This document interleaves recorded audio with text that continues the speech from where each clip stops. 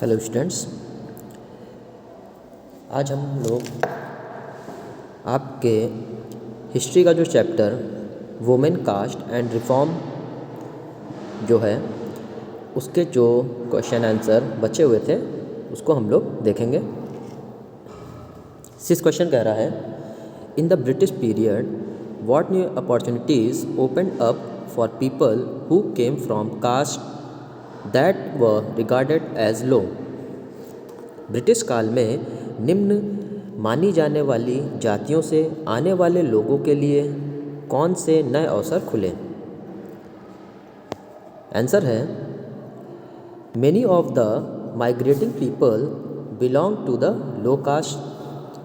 For them the cities and the plantations represented the opportunities to get away from the oppressive hold that upper caste landowners exercised over their lives and the daily humiliation they suffered। Answer कह रहा है, पलायन करने वाले अधिकांश लोग निम्न जातियों के थे। उनके लिए शहर और बागान उस दमनकारी पकड़ से दूर होने के अवसर का प्रतिनिधित्व करते थे जिसे उच्च जाति के जमींदारों ने अपने जीवन का प्रयोग किया और उन्हें दैनिक अपमान का सामना करना पड़ा। नेक्स्ट है, how did Jyotirao and the reformers justify their criticism of caste in equality in the society. Question कह रहा है, ज्योतिराव और सुधारकों ने समाज में जातिगत असमानता की अपनी आलोचना को किस प्रकार उचित ठहराया? इसका आंसर है, according to Jyotirao Phule, Aryans were foreigners who defeated people in their own land and considered them as inferior and lower caste, but those people were the true owners of the land and power which the upper caste enjoyed। Answer कह रहा है, ज्योतिराव फूले के अनुसार आर्य विदेशी थे जिन्होंने अपनी ही भूमि में लोगों को हराया और उन्हें निम्न और निम्न जाति का माना, लेकिन वे लोग ही उन जमीन और सत्ता के सच्चे मालिक थे जिसका उच्च जाति ने आनंद उठाया था। नेक्स्ट क्वेश्चन है, why did Phule dedicate his book Gulamgiri to the American movement to free slaves. Question कह रहा है, फूले ने गुलामों को मुक्त करने के लिए अमेरिकी आंदोलन को अपनी पुस्तक गुलामगिरी क्यों समर्पित की? आंसर है इसका, by dedicating his book Gulamgiri to the American movement to free slaves he linked the conditions of the black slaves in America with those of the lower caste in India.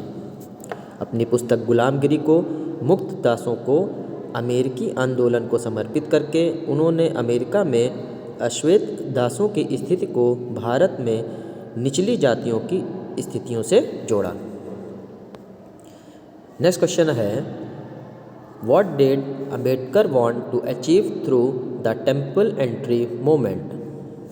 Question कह रहा है, अंबेडकर मंदिर प्रवेश आंदोलन के माध्यम से क्या हासिल करना चाहते थे? आंसर है इसका, he wanted to show that the upper caste, the lower caste too, had every right to equality। वह दिखाना चाहते थे कि ऊंची जातियों की तरह निचली जातियों को भी समानता का पूरा अधिकार था। The ultimate aim of such movements was to reform Hindu society, to reorganize it on two main principles, equality and absence of casteism. ऐसे आंदोलनों का अंतिम उद्देश्य हिंदू समाज में सुधार करना था। इसे दो मुख्य सिद्धांतों समानता और जातिवाद की अनुपस्थिति पर पुनर्गठित करने के लिए। नेक्स्ट आपका क्वेश्चन है, why were Jyotirao Phule and Ramaswamy Naicker critical of the national movement? Did their criticism help the national struggle in any way? Question कह रहा है, ज्योतिराव फूले और रामास्वामी नायकर राष्ट्रीय आंदोलन के आलोचक क्यों थे? क्या उनकी आलोचना ने किसी भी तरह राष्ट्रीय संघर्ष में मदद की?